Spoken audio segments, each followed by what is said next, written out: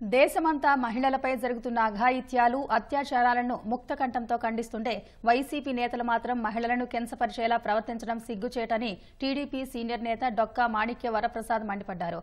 YCP MLC Anantha Babu వికృత చేష్టలు సమాజం తలదించుకునేలా ఉన్నాయన్నారు. వైసీపీ అధినేత జగన్ ఇలాంటి నేతలను పార్టీ నుంచి సస్పెండ్ చేయాలని డిమాండ్ చేశారు. త్వరలోనే గవర్నర్ను కలిసి ఇలాంటి వారిపై చర్యలు తీసుకోవాలని కోరనున్నట్టు తెలిపారు.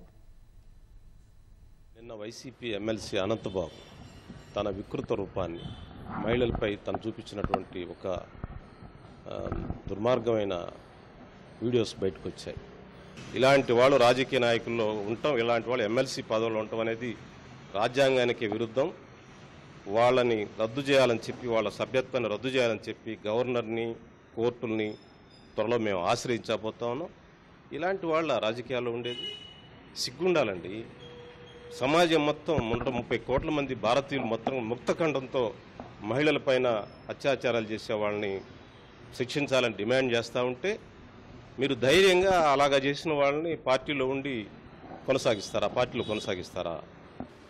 అనంతబాబుని, తోట త్రిమూర్తుల్ని, దళితులను చంపేసినందుకు దళితులు శిక్షించాడని అతని మీద శిక్ష పడితే అతను కొనసాగిస్తావా? మహిళలపై అత్యాచారాలు చేస్తుంటే, దుర్మార్గాలు చేస్తుంటే వాళ్ళని కొనసాగిస్తావా? వాళ్ళ ఎమ్మెల్సీ కొనసాగిస్తావా? వాళ్ళ మీద కనీసం సస్పెండ్ చేయలేవా? నువ్వు అంత నిస్సాయిత ఉంది నీ దగ్గర. అలాంటి రాజకీయ వ్యవస్థ నడుపుతున్నావు నువ్వు. సిగ్గుతో తల ఉంచుకోవాలి రాజకీయాల్లో ఉన్నందుకు మనం.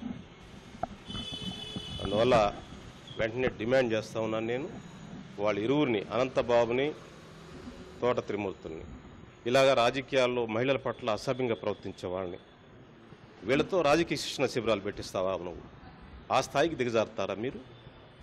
ఇలాంటి విషయాలు మానుకోండి, ఇలాంటి ఆలోచన మానుకోండి.